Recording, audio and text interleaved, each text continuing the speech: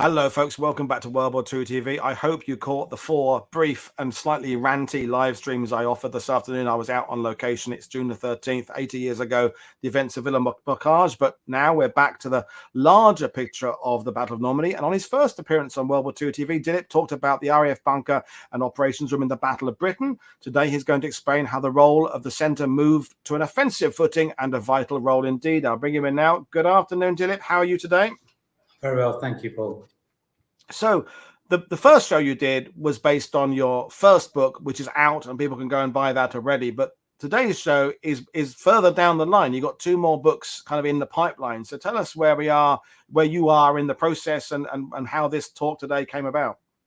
So the first book was Enemy Sighted, which took us from the Royal Air Force and Fighter Command preparing for and fighting its way through to the end of the Battle of Britain. The second book in the trilogy is Enemy Engaged, which is the Blitz and Fighter Command leaning forward into France through rhubarb, circuses, rodeos, ramrods, and the raid on Dieppe. And the third book is Enemy Assailed, which takes us beyond Dieppe to the D-Day landings and beyond. And because I'm working on both books, but because of our 80th anniversary for D-Day, I've been asked to do a number of presentations. So this is really advanced research, and I'm really excited by what I've seen. Brilliant. And then the other thing, of course, is by doing something like this, as you're in the process, who knows what contacts will come out of it? Who knows who will say to you, oh, Dilip, here's some stuff I've got. Have you thought about going down this angle? And because it's nothing more frustrating than getting the book out there and someone saying you should have done this, and they provide some amazing resource. You go, yeah, I wish I'd known about that. So it's quite good. I encourage authors to contact me in the process and not necessarily have their presentation fully finished, because it's part of the process, as I say, of making content. Anyway, my guest has come armed with his PowerPoint, as always. Plenty of slides, plenty of information.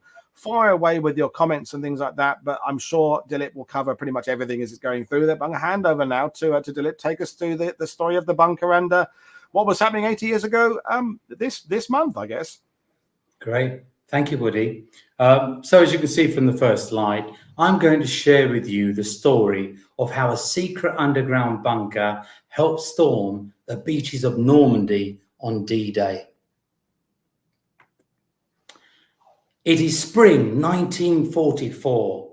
The Supreme Allied Commander addresses soldiers, sailors, and airmen who are about to embark upon the Great Crusade, towards which they have striven many months. The eyes of the world are upon them. The hope and prayers of liberty-loving people everywhere march with them, in company with brave allies and brothers in arms on other fronts. They will bring about the destruction of the German war machine, the elimination of Nazi tyranny over the oppressed peoples of Europe, and security for themselves in a free world.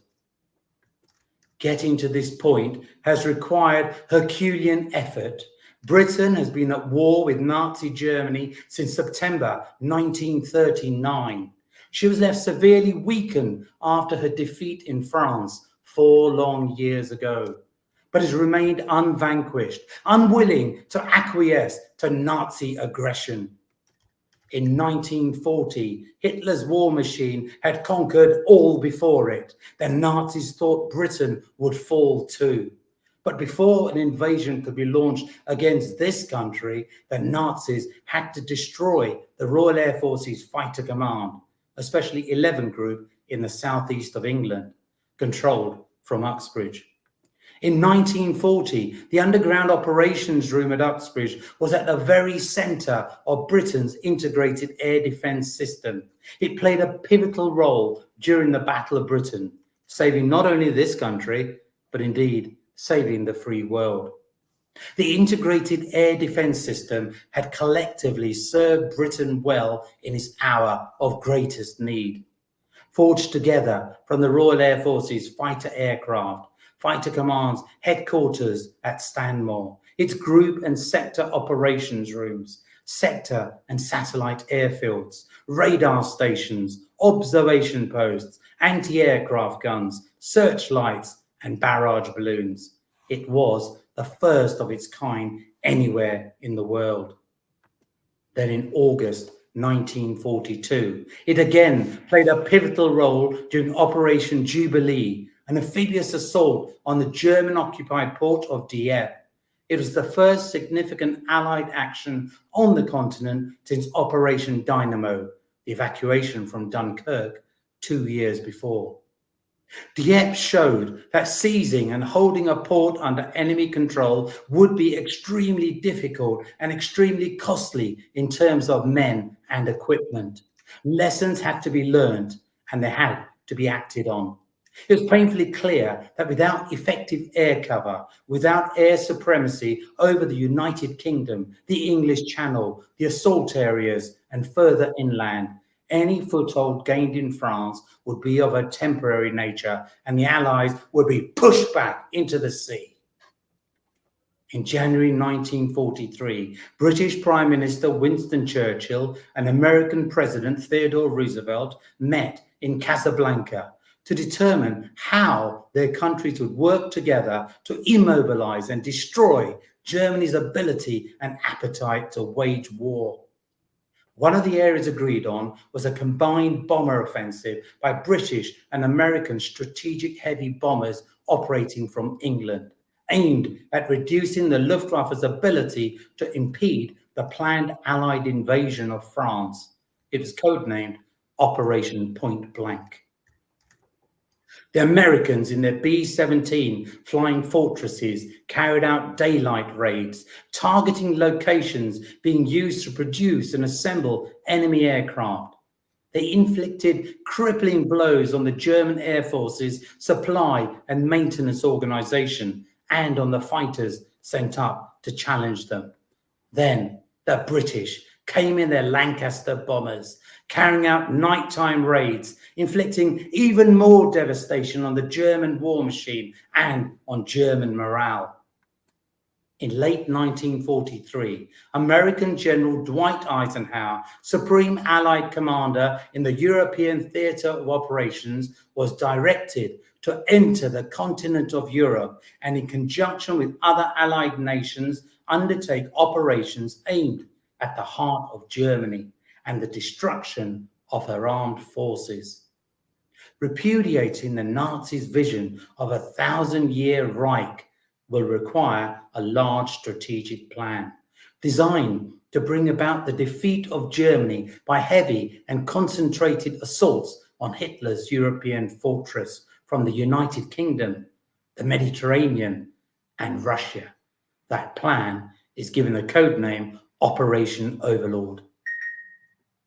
Around the same time, Air Chief Marshal Sir Trafford Leigh-Mallory is appointed Air Officer Commander-in-Chief of the Allied Expeditionary Air Force. He was to exercise operational command of the British and American tactical air forces supporting the assault of Western Europe from the United Kingdom. A joint study and outline plan was formulated by Leigh-Mallory and the Commander-in-Chief Allied Naval Forces, Admiral Sir Bertram Ramsay, the man who had rescued the troops from Dunkirk, and Commander-in-Chief Allied Ground Forces, General Bernard Montgomery, who defeated the Germans in North Africa, to determine precisely how Operation Overlord will be achieved by troops operating from the United Kingdom by sea, by land, and by air. The study and plans for the launching of an assault from the United Kingdom across the English Channel, designed to secure a lodgement area on the continent from which wider offensive operations could be developed, is officially called the Initial Joint Plan and Maintenance Project and Administrative Plan. It would, however, come to be known as Operation Neptune. The integrated air defence system, which had served Britain well during Operation Dynamo, the Battle of Britain, and Operation Jubilee, is selected as the static unified control network for Operation Neptune, with the 11 Group Operations Room, the bunker at Uxbridge, at its heart. In March 1944, the heavy bombers are brought under the direction of Eisenhower's deputy, Air Chief Marshal Sir Arthur Tedder, who directs them during the preparatory and assault phases of Operation Neptune to bomb the railway network so as to cause the greatest possible delay in the movement of enemy reinforcements and supplies. Once the Allies land, success will depend on who can bring in more reinforcements faster. If it's the Allies, then they will break out into Normandy. If it's the Germans, then they will push the Allies back into the sea. Being able to interdict, to disrupt the enemy's transportation network will be a decisive factor in the battle for Normandy. This is a reconnaissance photograph taken of the Juvisy-sur-Orge railway centre to the southeast of Paris before a raid by heavy bombers on the night of the 18th to 19th of April. And this is a reconnaissance photograph taken after the attack.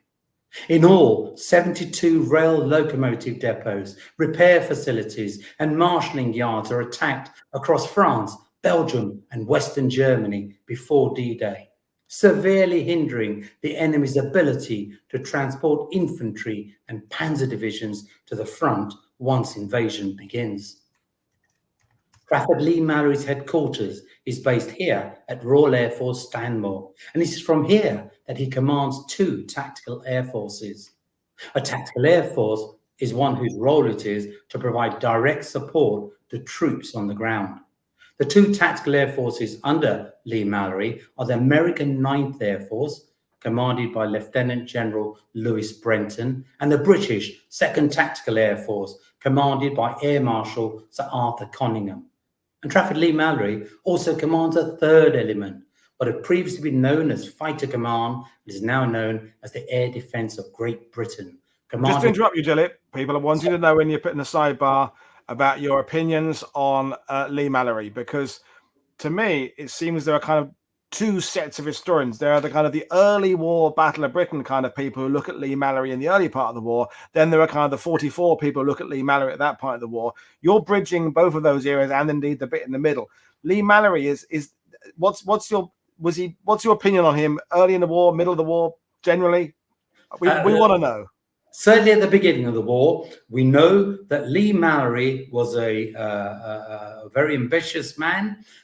He had believed that Dowding was going to put him in the thick of it for when the Battle of Britain took place. Before the Germans overran France, it was anticipated that what became number 12 group, covering the industrial Midlands and East Anglia, would bear the brunt of German onslaughts. So that's where he was put. But Dowding, even after the fall of France, decided to keep Keith Park in 11 group because he had greater confidence in him. So this clearly upset Leigh-Mallory and thus all of the conflict that arose there. Going beyond the Battle of Britain and now positioning for the assault on Western Europe, Leigh-Mallory hadn't changed his persona, so much so that the reason why the 2 strategic bomber forces were put under Tedder is because they both refused to work for Leigh-Mallory. So I don't think he changed his character. He was a very ambitious man, no doubt competent in many areas, but I'm certainly of the view that had he been in charge of 11 Group during the Battle of Britain, had he invoked a big wing and so forth, I fear the battle would have been lost. Okay, thank you. Brilliant answer. Thank you.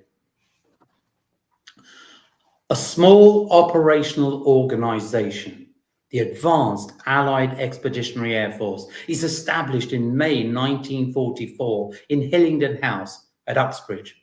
It is commanded by Conyngham, who is tasked with directing and coordinating the American 9th Air Force and his own British 2nd Tactical Air Force to engage in all air operations in immediate and direct support of the land battle that would soon take place in France. Conyngham is authorized to liaise directly with and to implement any requests from Montgomery, the Commander-in-Chief Allied Ground Forces.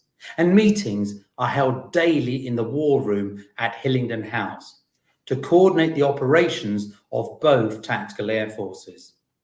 Now, throughout the preparatory and the assault phases of Operation Neptune, the control of fighters, fighter bombers, and light and medium bombers from both tactical air forces is exercised through a combined operations room, also in Hillingdon House.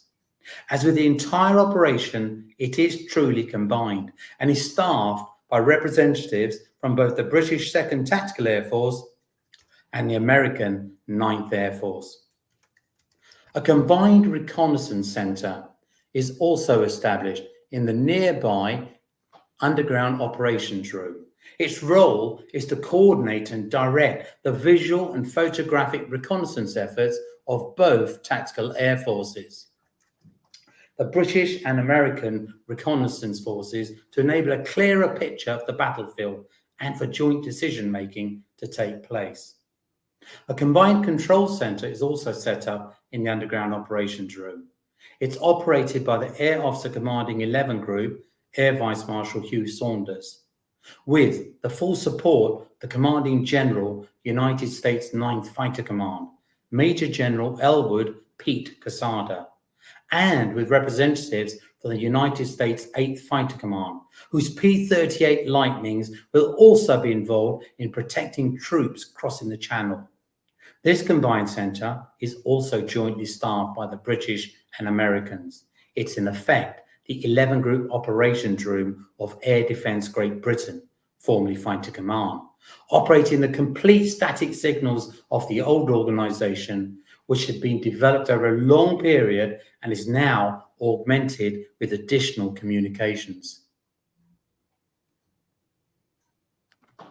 Importantly, all fighter operations in the lead up to, on the day of, and after D-Day, involving squadrons from the American 9th Air Force, the British 2nd Tactical Air Force, and the Air Defence of Great Britain, are all coordinated and controlled from the Combined Control Centre.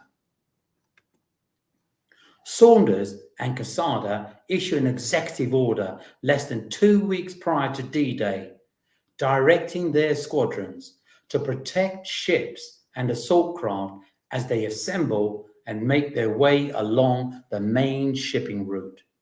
Protect the Allied warships as they bombard coastal defences. Protect the coastal command aircraft attacking German Kriegsmarine vessels. Protect the American and British beaches and the shipping in the assault area. Provide fighter escort and area cover to Allied airborne operations, inserting glider-borne and parachute troops behind enemy lines. Provide fighter escort and area cover to the medium and heavy bombers attacking coastal and beach defences and other targets before, on and after D-Day. Provide attack capability with fighter bombers using bombs, rockets and cannons before, on and after D-Day against both pre-arranged and opportunist targets in the assault area, and to reduce the enemy's ability to mount effective counterattacks with mechanized armor. And it goes on. Provide support to the land forces as they advance inland from the assault area. And finally, provide reconnaissance capability to inform on the enemy's dispositions and movements. You can see just how pivotal they were to the delivery of Operation Neptune. Now, it was also possible that the Luftwaffe could carry out raids against the many airfields across the south of England, brimming with aircraft, equipment and men. And so the group controller, the Combined Control Centre, also maintained fighter aircraft from Air Defence Great Britain at readiness states, and directed constant patrols of the 11 Group land and sea areas, both by day and night, prior to, during, and after D-Day. The plotting room at Uxbridge today is much as it was during Operation Neptune. However, it's been reset to represent how it was during 1940, during the Battle of Britain. So there are two things which are not as they were during 1944. The first is the map that you can see on the table. That's the actual one used in 1940. It was the one on which the Battle of Britain was fought and won. There was a different map on the table for the D-Day landings. Interestingly, the 2-level wooden marker blocks used earlier in the war to show vital details for friendly and hostile aircraft were replaced by 1944 with 3-level metal blocks. And the wooden croupier-style rakes were also replaced with magnetic rakes, making the whole process easier and quicker. The second thing, which is quite different, is what's called the tote board on the wall. There were in 1940, during the Battle of Britain, 26 fighter squadrons available to the group controller at Uxbridge, 21 squadrons during the day, and aircraft from 5 squadrons during the night. Now, Fighter Command's growth continued rapidly after the Battle of Britain, as it leant over into France, as it supported Operation Jubilee, and as it prepared for Operation Neptune. The group controller at Uxbridge now had around 170 fighter and fighter bomber squadrons available to him. It was because of the change in volume and the change from a purely defensive to a combination of defensive and offensive roles that the tote board evolved to a multiple slat format, capable of showing the group controller much more information, identifying squadrons available to him, their state of readiness, and which one of the 4 active Operation Neptune sector stations with their myriad of satellite airfields they were operating from. Just a question for you, Dilip. Was there ever Yes. consideration of building a new centre? I mean, the assets the RAF and everybody has by 44, as you just explained, so much greater than 1940 that there were so many changes having to be made to that room. Maybe just kind of build a new one 50 yards away in another part of the field. Was that ever considered? I don't think it was considered. I've never come across any evidence to suggest that. I guess the thing is, it didn't stop. The operational requirement didn't stop, so there was no time to rebuild. But additional rooms were adopted, or rather adapted, in the bunker, and of course, Hillingdon House came into play, and lots of services were provided there. Okay, thanks. Thank you. So the markings which would have been displayed on the map for Operation Neptune were recreated in the bunker to mark the anniversary of D-Day. Here are the assault areas, identifying the 5 landing zones on the Normandy coast. Starting on the eastern flank are the British beaches at Sword and Gold, the Canadian beach at Juno, and on the western flank are the American beaches of Omaha and Utah. The plotting room and the gallery above would have been brimming with personnel, each one of whom performed a vital role in the running of the combined control centre, and therefore the effectiveness of the air plan in support of Operation Neptune. In the gallery, there are representatives from the Royal Navy and the United States Navy in constant communication with ships involved in the operation. There is representation from Air Sea Rescue, who coordinated all rescue operations in the English Channel for downed airmen. And there's also the Observer Corps, who, as in the Battle of Britain, will be key in helping to paint a recognised air picture of what was happening in the skies over southern England and the English Channel. Below, on the raised wooden dais, are personnel who provide direct reconnaissance and intelligence links and direct links with General Bernard Montgomery's 21st Army Group and General Omar Bradley's United States First Army as they land in Normandy. Saunders and Quesada are also sat here, overseeing and directing their air plan, without which the Allied nations could not have attempted to enter the continent of Europe. The group controller is in the centre of the gallery, and indeed in the centre of the whole air plan, positioning his squadrons as though playing some gigantic 3-dimensional game of chess over southern England, the English Channel, and Normandy. He has to execute the plans devised by the Combined Operations Room and keep Hillingdon House updated on the state and progress of all squadrons. He has to ensure sufficient patrols are maintained to defend the United Kingdom, the main shipping route, the assault areas in the English Channel, and the Normandy beaches. He has to ensure reinforcements are available to replenish the fighter pool as aircraft are lost. And he has to direct reserve fighters along freelance patrol lines in the event that communications in the channel breaks down. The group controller exercises control of his squadrons by issuing instructions to his sector controllers, including those at the Operation Neptune sector stations at Middle Wallop, Biggin Hill, Tangmere and North Weald. And they direct the fighters and fighter bombers operating from their sector airfield or one of the 30 other satellite airfields in use. This is a massive operation. The sector controller's role is to defend his sector against attacks by the Luftwaffe, dispatch aircraft in accordance with instructions received from Uxbridge, replace lost, damaged or unserviceable aircraft, monitor relays and patrols carried out by his fighters and fighter bombers, and update Uxbridge on needs, resources and changes. Once fighters and fighter bombers are dispatched by the sector controller, they are passed onto static radar stations with ground-controlled interception, GCI, which direct them to where they are needed to patrol or to intercept the enemy. The radar stations at Ventnor and Beachy Head, situated higher than other radar stations, are especially effective because they can see further inland. Remember, the Combined Control Center is responsible for deploying the air element within Operation Neptune. It has to secure control of the air, and this is not possible without radar, which not only prevents the enemy from carrying out surprise attacks against the Allies, but it also enables the Allies to carry out surprise attacks against the enemy. In other words, it is both a defensive and an offensive asset.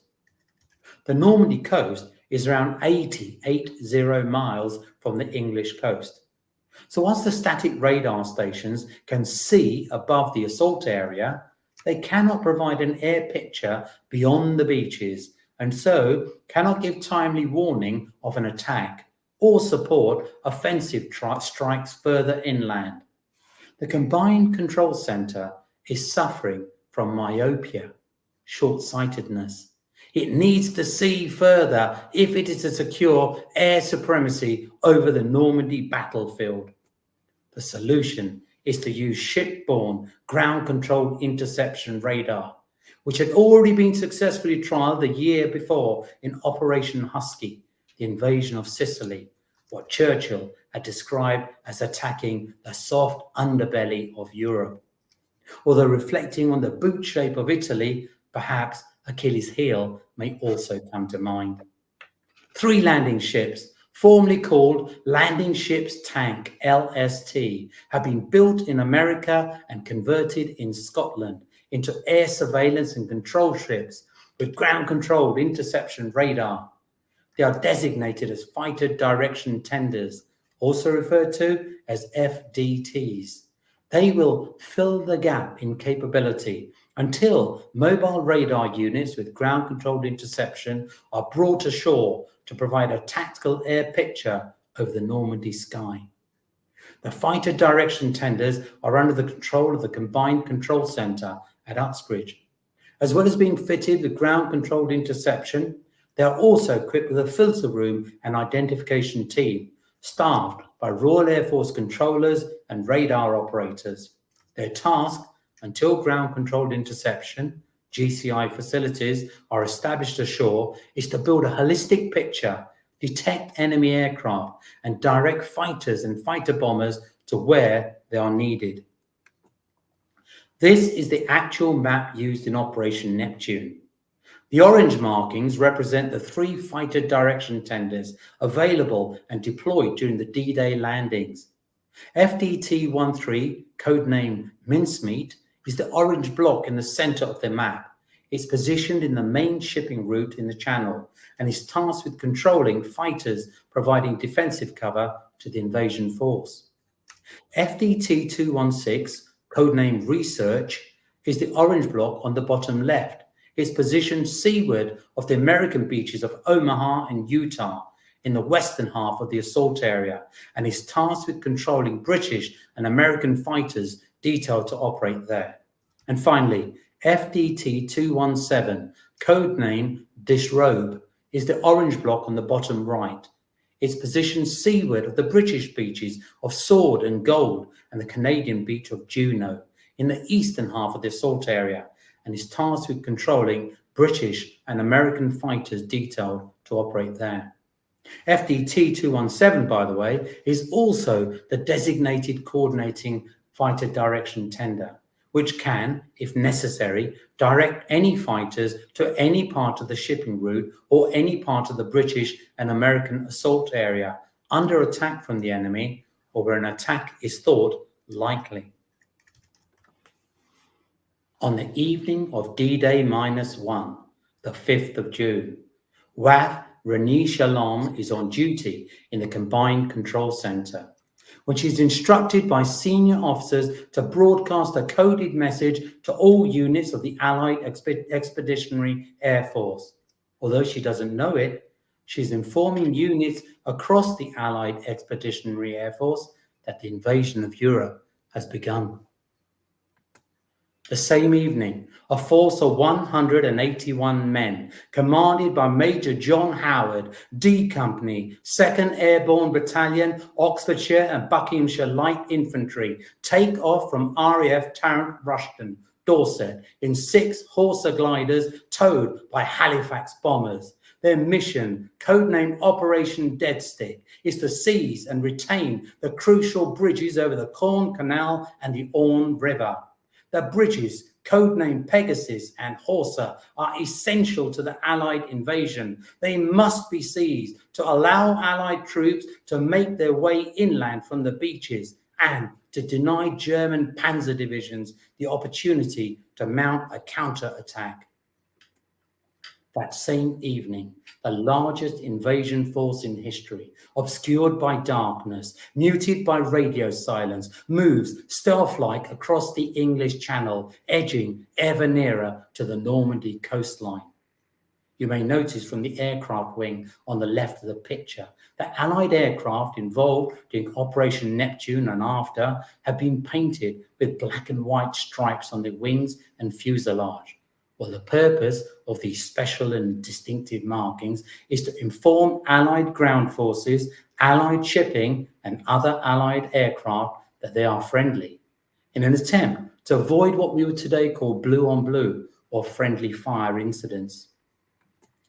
Just after midnight, John Howard's force arrive over their targets and the gliders are released. 3 gliders over the Caine Canal and 3 over the Orne River. Howard, in the lead glider, Chalk 91 over the Caine Canal, has instructed his pilot, Sergeant Jim Walworth, to land immediately next to Pegasus Bridge. Walworth, flying in near total darkness, descends at a rate of 2,500 feet per minute, performing precise turns at predetermined intervals, as instructed by his co-pilot, John Ainsworth, who's using nothing but a stopwatch to time his pre-planned run-in. 5, 4, 3, 2, 1, bingo, turn right. Walworth makes out the bridge in the distance, but realizes he's going too fast. He shouts out, "Stream!" and Ainsworth releases a parachute to slow the glider down. Seconds later, jettison, and Ainsworth lets it go. The lead glider hits the ground and takes out the perimeter barbed wire.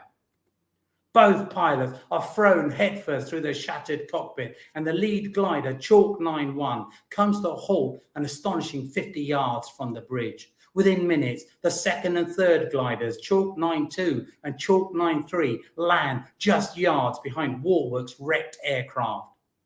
Walworth will later say, "It was a rather spectacular arrival into France. We were the first to start the fight." Trafford Leigh-Mallory will later describe this as one of the most outstanding flying achievements of the war. The defending troops The defending troops are taken by surprise. Within minutes, Lieutenant Den Brotheridge leads an assault across the bridge, shouting as they run, "Up the oxen barks! Up the oxen barks!" Firing Sten guns, throwing phosphorus grenades into machine gun nests. They overpower the sentries guarding Pegasus Bridge, but Brotheridge is shot in the neck and fatally wounded, becoming the first Allied combat casualty of D-Day. But both bridges have been captured intact. Howard orders the signal "Ham and Jam" to be broadcast, informing that the first ground objective of D-Day has been achieved. Returning to the English Channel, all three FDTs are in position by 0430 hours on D-Day, and the full radio and radar silence, which was necessary to ensure the invasion was kept secret until the last minute, is broken at 0730 hours H hour, the scheduled time when assault troops touch down on their designated beaches. The group controller at the Combined Control Center directs air cover to protect the armada sailing or being towed along the main shipping route on its way to the assault area in Normandy.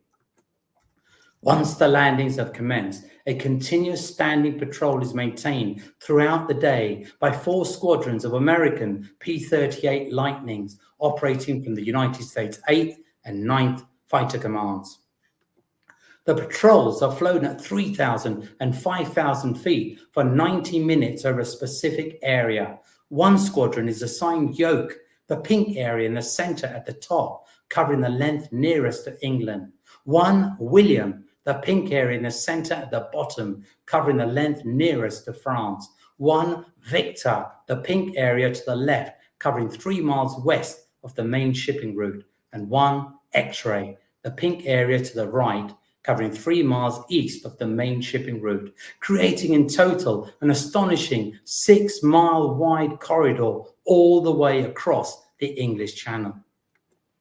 When it gets dark, they are relieved by night fighter Mosquitoes, operating from Air Defence Great Britain and 2nd Tactical Air Force. These ethereal hunters are equipped with airborne interception radar and controlled by 11 group static radar stations. The group controller at Uxbridge also ensures that his aircraft protect the 5 landing beaches and the assault area, which extends 15 miles out to sea. It's crowded with ships, assault craft, and the ingenious mulberries. The Allies have learned from Dieppe and have brought their own harbours with them. The British provide constant low cover over the beaches and assault area, with 6 squadrons of Spitfires flying 50-minute patrols at 3,000 and 5,000 feet in loose fours, the finger four formation which the Luftwaffe had used so potently against Fighter Command during the Battle of Britain. The first 3 squadrons of Spitfires operate above the western assault area, the 2 yellow areas at the bottom to the left.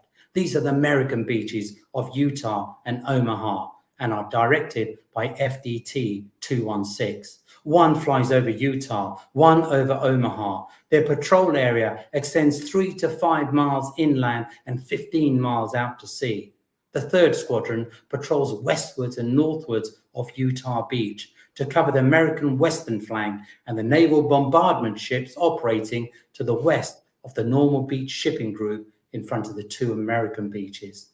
The second 3 squadrons of Spitfires operate above the eastern assault area, the 3 yellow areas to the right. These are the British and Canadian beaches of Sword, Juno, and Gold. They are directed by FDT 217. 2 fly over all 3 beaches, their patrol area again extending 3 to 5 miles inland and 15 miles out to sea. The 3rd squadron patrols eastwards and northwards of Sword Beach, covering the British and Canadians' eastern flank and the naval bombardment ships operating to the east of the Normandy Beach shipping group in front of the 3 British and Canadian beaches. The Americans provide constant high cover over the beaches and assault area with 3 squadrons of P-47 Thunderbolts. They fly between 8,000 and 15,000 feet, loitering over the assault area for 60 minutes, before being relieved by more squadrons of P-47s. One squadron flies over the western assault area, the American beaches of Utah and Omaha, and is directed by FDT-216. One squadron flies over the eastern assault area, the British and Canadian beaches of Sword, Juno, and Gold, is directed by FDT-217. The role of the third squadron, also directed by FDT-217, is to bounce any attacking enemy formations from out of the sun. It's tactically positioned some 8 to 10 miles inland, midway between the western and eastern assault areas, in the blue area at the bottom, known as Patrol Area Easy. A fact not widely known is that not only did the Royal Air Force fly over the Normandy beaches on D-Day, it also landed on the Normandy beaches on D-Day. Royal Air Force personnel were amongst the first troops on the ground during Operation Neptune. You'll recall that the purpose of the 3 FDTs is to fill the gap in capability until mobile radar units with ground-controlled interception, GCI, can be brought ashore to provide a tactical air picture over the Normandy sky. Well, the air plan has provided for 2 base defense sectors, BDS, to land on D-Day along with the assault troops and for them to be operating by the night of D-Day or D-Day +1. They will further mitigate the Allies' myopia condition and serve as Uxbridge's and the invasion forces' all-seeing eye on the ground. Critically, each BDS includes a ground-controlled interception GCI unit. GCI 15083, codenamed Radox, will land on the Canadian beach of Juno as part of 24 BDS and set up in the eastern part of the assault area, 5 miles northeast of Bayeux on the evening of D-Day. GCI 15082, codenamed Yardley, will land on the American beach of Omaha as part of 21 BDS and set up in the western part of the assault area, 6 miles northeast of Isigny, also on the evening of D-Day. It will be a satellite station to Radox.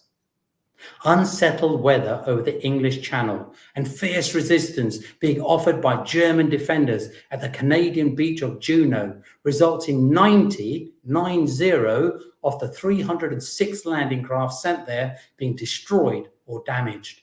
Amazingly, however, 3,200 vehicles will still land by midnight, including, importantly, the various units forming Radox.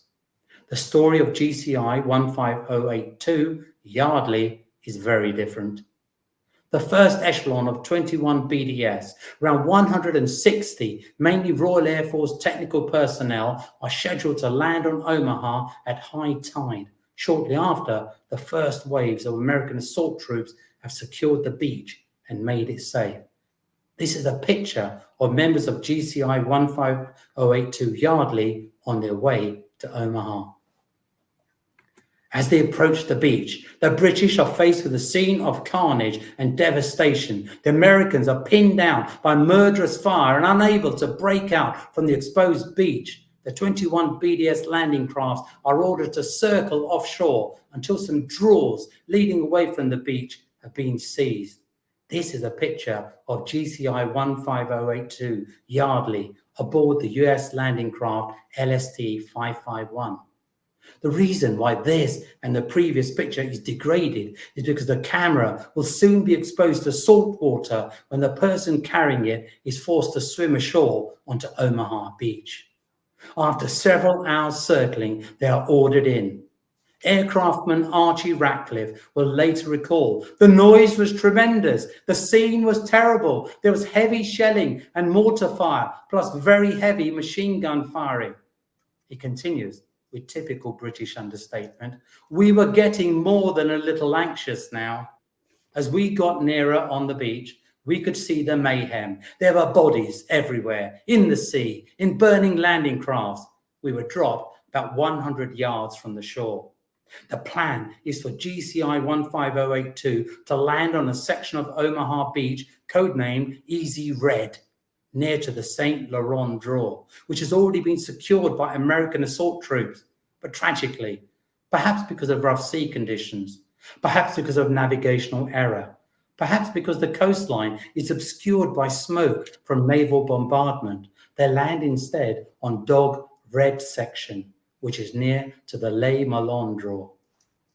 Whatever the reason, it will be fatal.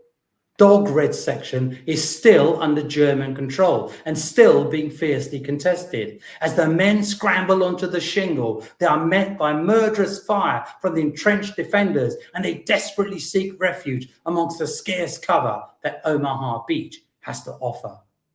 Many of the Royal Air Force vehicles are drowned in the water, and those which manage to reach land cannot get off the beach, and most are destroyed by enemy shelling. This is Dog Red section, and you can see some of 21 BDS's shattered vehicles in the center of the picture. Finding themselves pinned down and under constant enemy fire, 21 BDS's medical officer, Flight Lieutenant Richard Rycroft, medical orderly John Reed, and Padre, the Reverend Geoffrey Harding, show great courage and begin to tend to the many seriously wounded and dying British and American troops laying around them. Flight Sergeant Muir Adair will later recall that there were shattered trucks, debris of all sorts, German tank obstacles and bodies, many bodies. The whole front was being pounded by 88mm guns, heavy artillery and other assorted weaponry. Considerably farther down the beach to the west, a moving bulldozer appeared to be pushing some wreckage aside in an attempt to create an exit. The operator took a hit and tumbled off. Another combat engineer climbed up, moved the bulldozer a few feet, and also took a hit. The bulldozer stopped. The Reverend Geoffrey Harding walks into some dead ground, looking for somewhere to move to. He sees there is a road leading off the beach. It's blocked by a bank of shingle. It's a case of adapt, improvise, overcome, or die. An attitude of mind epitomized by those on Omaha Beach this day who are intent on living. The Padre, along with several other British and American officers, managed to organize themselves and use the bulldozer to break through the shingle and get their men and vehicles off the beach and into the shelter of a ravine in the hamlet of Les Malons. The British casualties on Omaha will be 11 dead and 39 seriously wounded. And of their 27 vehicles, only 8 will survive. For their exploit and valor on D-Day on Omaha Beach, members of 21 BDS, including Rycroft, Reed, Harding, and Adair, will receive 4 military crosses, 2 military medals, and 1 Croix de Guerre. And members of 21 BDS will, remarkably, regather and claim their first enemy aircraft kill just 2 days later. Winston Churchill, the archetype British bulldog, characteristically had intended to be on board HMS Belfast as it bombarded German defences on D-Day. But the idea of imperiling Britain's wartime leader is abhorrent to Eisenhower, who alerts the king. And the unbending Prime Minister only recants after the monarch applies royal coercion, insisting that if Winston is going, then he would accompany him. But although he couldn't be at the front on D-Day, Churchill remains at the forefront, reporting to the House of Commons that evening. I can state that this operation is proceeding in thoroughly satisfactory manner. Many dangers and difficulties, which at this time last night appeared extremely formidable, are behind us. The landing of the troops on a broad front have been effective, and our troops have penetrated, in some cases, several miles inland. Lodgements exist on a broad front. This gives no indication of what may be the course of the battle in the next days or weeks, because the enemy will now probably endeavor to concentrate on this area, and in that event, heavy fighting will soon begin and will continue without end, as we can push troops in and he can bring other troops up. It is therefore a most serious time that we enter upon. The Allies have to maintain control of the air, maintain control of the air above the Normandy battlefield if they are going to keep hold of the ground below. This is because they are outnumbered and outgunned on the ground, and will remain so until further reinforcements and equipment are landed.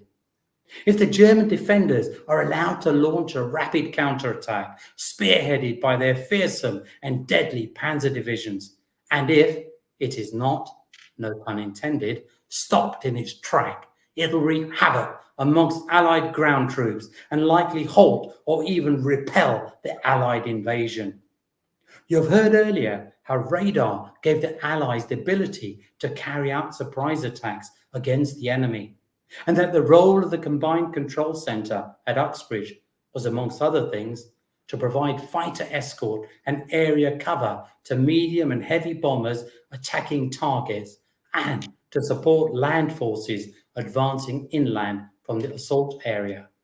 Well, I'll share with you one significant example of how radar, the Combined Control Center, the Combined Reconnaissance Center, and the code breakers at Station X at Bletchley Park all came together on D-Day +3 and 4 in an operation unofficially known as the Dinner Raid. On D-Day +3, the 9th of June, the code breakers at Station X, monitoring German signals, identified that Panzer Group West is headquartered at the Chateau at La Caine in Normandy, and that its vehicles are located in the adjacent orchard.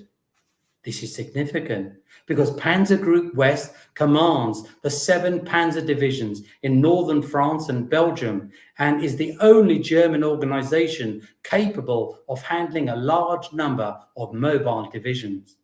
They also discover that Field Marshal Erwin Rommel, in charge of the German army in northern France, has visited on this day. Rommel, the Desert Fox, had met the British in North Africa and experienced their resilience and their air force. He has instructed General Leo Guer von Schweppenberg, in charge of Panzer Group West, to plan and implement a German counterattack against the Allied invasion force which has landed in Normandy. Cunningham's 2nd Tactical Air Force is ordered to plan and execute an immediate Allied attack on the chateau with every available aircraft. It is to be a maximum effort raid. On the evening of D-Day +4, the 10th of June, a combined force of fighters, fighter bombers, and bombers from the 2nd Tactical Air Force strike the chateau while the officers are dining inside. That's the unofficial name, the Dinner Raid. The officers hear the wail of air raid sirens and run outside to see Allied aircraft in the distance. Little do they know, the aircraft they see are the first of 3 waves, totaling 42 Typhoon fighter bombers, 66 Mitchell bombers, and around 69 Spitfires. Little do they know that they are the intended target of the coup de main, the sudden and violent assault which is about to take place. The first wave of Typhoon flies in at 2,000 feet and swoops down, blasting cannons, firing rockets at the exposed panzers and assorted motor transport parked around the chateau and dispersed across the orchard. Men are running, men are dying. There is chaos and carnage on the ground below. Then immediately after, Mitchell bombers fly over at 12,000 feet. They are protected by 3 squadrons of Spitfires from Air Defence Great Britain, who are providing close escort, and 3 further squadrons of Spitfires from 2nd Tactical Air Force, who are providing low and high cover. The Mitchells carry out a synchronized bombing raid, disgorging over 500 bombs, pulverizing the area around Panzer Group West headquarters, killing 18 staff officers, including the Chief of Staff, and seriously wounding their commander, von Schweppenberg. 30 minutes after the first wave, more typhoons arrive. They fall upon and attack anything that is still moving or anything that is seen to have survived the previous onslaught. There has been no interference from Luftwaffe fighters. The Allied aircraft have met very little flak, and it is clear that Panzer Group West has been taken totally by surprise. The attack at the chateau at Caine in Normandy means the Germans cannot now launch an immediate counterattack against the Allies. Panzer Group West is relocated to Paris, and by the time it is re-equipped and ready, a month later, it is all too late. The Allies have not only consolidated their gains in Normandy, they are now advancing rapidly across Normandy. Control of the air has been the preeminent factor. On D-Day itself, the Luftwaffe were able to fly just a few hundred sorties against the 14,000 flown by the Allies. Less than a week after the landings, on the 12th of June, Rommel writes that the enemy has complete command of the air over the battle zone. Maneuver by our troops on the field of battle in daylight is thus almost entirely prevented, while the enemy can operate freely. Neither flak nor the Luftwaffe seems capable of putting a stop to this crippling and destructive operation of the enemy's aircraft. Returning to the assault area, on the 7th of July, FDT-216 is hit by a torpedo whilst on point off the American beaches. Leading aircraftman Les Armitage is on board. I heard no order to abandon ship, but moved the rail when 216 took on list of 45 degrees. There was a strong smell of corrodite, and I could hear the 300 tons of pig iron ballast on the upper deck beginning to move. It was time to go overboard. When I reached the water, I jumped in and swam away to avoid being dragged under when she went down. The torpedo must have hit just astern of the bow doors on the port side and exploded in close proximity to the paint store and fuel tanks. The water was covered in a thick film of heavy diesel oil and grey paint. The little red lights attached to our lapels were shining merrily as we bobbed up and down in the swell. Despite this and other losses, Rommel is correct. The enemy does have complete command of the air above the battle zone. On the 17th of July, his staff car is strafed at Liverot by Spitfires looking for targets of opportunity. There is some controversy as to who carried out the attack, but there is no controversy as to what happens. The Spitfires, flying at great speed over a few feet above the road, fire, hitting the car. Rommel is wounded in the face. His skull is fractured and he is thrown out unconscious onto the road. Rommel, perhaps the Germans' best general, is taken away to Germany for medical treatment and away from where he is so desperately needed. German writer Ernst Junger commented after that the blow that felled Rommel robbed the plan of the shoulders that were to be entrusted the double weight of war and civil war. The only man who had enough naivety to counter the simple terror that those he was going against possessed. Operation Neptune is successful. Hitler's Atlantic Wall is conclusively breached. 133,000 Allied troops are landed on French soil on the first day, and many more will follow in the days and weeks ahead. A lodgement area has been secured on the continent, from which wider offensive operations will be developed. The liberation of Europe and its subjugated people has begun. And those in the Combined Control Centre at Uxbridge 80 years ago bear witness to one of the most critical moments in world history. So that is how a secret underground bunker helped storm the beaches of Normandy 80 years ago. Allow me finally to conclude my presentation by describing what I see when I stand in the room that was the Combined Control Centre, which together with the static unified control network was so central to and played such a pivotal role in Operation Neptune, the invasion of Europe by Allied forces from the United Kingdom. Looking at the veritable map on the plotting table, I see that Britain was like a castle, surrounded by her moat, the English Channel.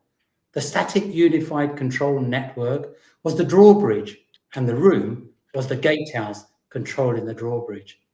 In the summer of 1940, the gatehouse enabled the drawbridge to be raised and so denied the Germans entry into Britain.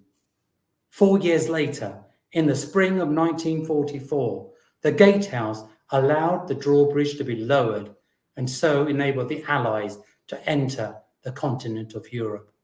Thank you very much. Wow. Brilliant stuff, Dilip. I mean, as everyone was expecting, you delivered. So a slight fly in the ointment, it came up in the conversation, is the fact that the Germans have air supremacy by night in Normandy compared to the Allies by day. I mean, obviously, it's to some extent it's beyond what your presentation is about, but it's fair to say that the air war isn't 100% in the Allies' favor, but it is in the high 90s.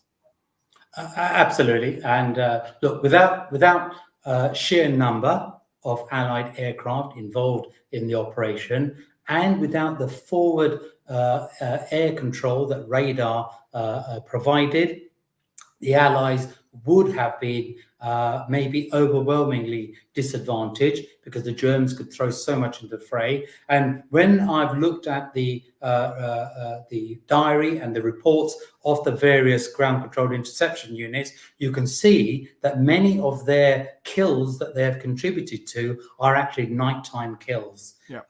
So British Mosquito night fighters operating over the Normandy sky in the nighttime accounted for many of the German losses. But you're absolutely right. Nighttime was much more precarious for the Allies, but with radar, with mosquitoes, it was something that was able to be countered effectively enough. Yeah, and my next question, I think we may have discussed this last time, but it's the centre gets lots of visitors and people who go there very aware, I'm sure most of them, of the essential pivotal role in the Battle of Britain. The 44 role, is that of surprise to some people that its role carries on that, later in the war? Do people have kind of a blinkered view of it being a 1940 building? Yes. I mean, and it is called the Battle of Britain bunker. Yeah. So it was its defining moment. But look, the reality is the underground bunker at Uxbridge was pivotal in the battle for France and the evacuation from Dunkirk. So had those two things not gone the way they did, and particularly the evacuation from Dunkirk, then there would have been no Battle of Britain as we recognise it then. Now, Battle of Britain was clearly very, very pivotal. But then it continued to play a role as Fighter Command leant over into France with all of the rhubarbs, rodeos, circuses, and ramrods. And then it was critical in overseeing the air operation over Dieppe. And then, of course, critical in the lead up to on day off and beyond D-Day. So, and I'm always very, very keen when guests arrive at the Battle of Britain bunker to share the other moments when the Battle of Britain bunker stepped up to the plate, really. But yes, and again, it was a tried and tested location with a tried and tested methodology and system. So that's why it was selected for Operation Neptune in support of Operation Overlord. Brilliant response. And Gaza is asking about how quickly, if indeed it did it revert to air defense with the V-weapon assault on Britain? Not only did it adapt quickly and rapidly, it adapted and reverted concurrently at the same time as helping the troops move inland from Normandy, from the beaches into Normandy. As we know, the V1 Doodlebug started to make their way. Thank you. And then the last question, really. I mean, we've talked a lot. You're a very positive person. That's why we love you so much. We love you, the passion you bring to this. But but seeing it from the Uxbridge point of view, you've shown a kind of quite a linear development of the defense system to an offensive system. But when you spread the wings, pun intended, across the Mediterranean, North Africa, it's fair to say there were bumps in the roads or bumps in the sky in terms of developing an air plan and a doctrine. Is obviously your studies, you're aware of the fact that the trajectory of the Allies is getting, it's always going up, but there are bumps in the road. Are there anything that you see as kind of a bump in the road in your story that perhaps you didn't expand on today? I think I don't know about so much the bumps which actually materialized. Right. We know the difficulties on Omaha Beach and elsewhere, but actually a lot of bumps were foreseen, were envisaged, and there were very effective countermeasures put into place. So, for example, if you look at the communications breaking down, even though there was vast communication put in place and the fighter direction tenders in the channel were no longer able to effectively communicate, maybe because they were sunk or whatever.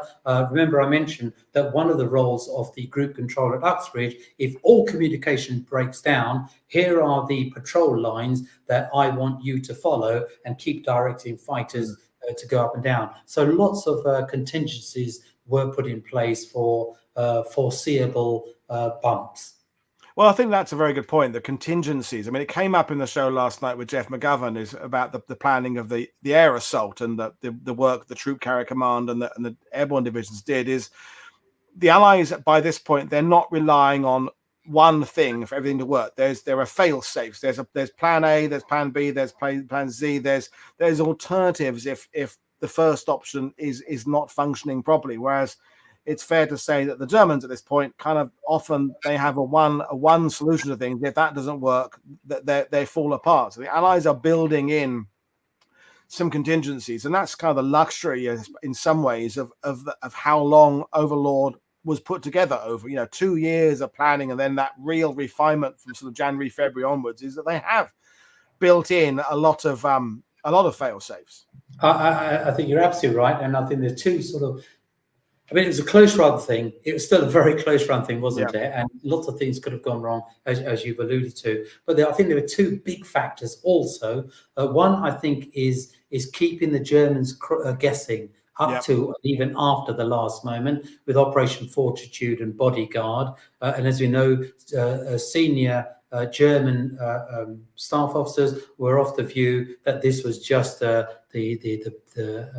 sideshow, and the real job was going to happen much further north. So that was really important. And also, as you say, all of the time it took to put Overlord or to the Neptune together and learning, and the Allies were able to show reflective thinking, whereas German leadership was quite blinkered, very autocratic, and were not willing to sort of listen or learn. So if you think about Dieppe and how difficult it was, if not impossible, to take a occupied port, etc., well, the British and the Americans and Canadians decided, let's take our own harbour with us. And not only, but let's take our own petrol station with us as well. With the Pluto line. How clever was all of this? But again, it could have broken at any point, and then would it have held? Well, we know it did hold, because if you look at the Mulberry Harbour on the American sector, that was destroyed, but actually the Allies were able to adapt, improvise, and move on. They reverted to the beach landings, and that, as I said, they have a Plan B and a Plan C. Well, I can't wait for you to put together another presentation, because it's fantastic. But you will definitely let us know when the next 2 volumes are available, and we will amend the links and things like that in the show. I can't wait to actually meet you in person and get a copy of. I haven't got a copy of your book. I ought to get a copy of your book myself. And folks, I've decided to schedule an Ask Me Anything later on today because I'm not done with talking to you lot. I mean, I'm on a roll right now. So Dilip, great talking to you, my friend. Thank you, everybody, for your questions. Trent Telenko, particularly, thank you for answering the radar questions that came up in the sidebar. It means we could just concentrate on Dilip's fantastic one-man show, and you were handling the questions there. So thank you to and Great Dominion and others for answering the questions. But in the meantime, I will see you all in a couple of hours' time. This is Paul Woodadge for WW2TV saying thank you, and thank you for your attention. Cheers, everybody. Bye. Thank you. Bye-bye.